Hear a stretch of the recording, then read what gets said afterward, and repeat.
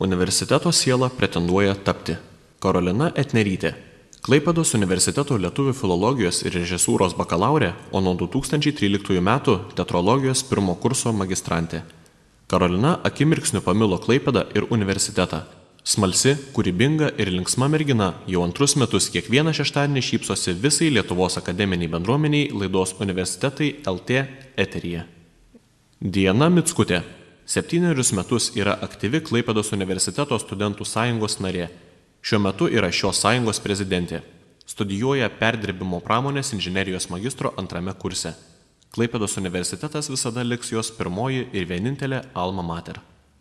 Oleg Lian, Jūrų technikos fakulteto pramonės elektros įrangos ir automatikos magistro studijų 1 kurso studentas. Veda Klaipėdos universiteto robotų klubo užsiėmimus, pats suprojektavo ir sukonstravo 3 naujus mini sumo kategorijos robotus. Dalyvavo didžiausiose Europoje vykstančiose robotų varžybose.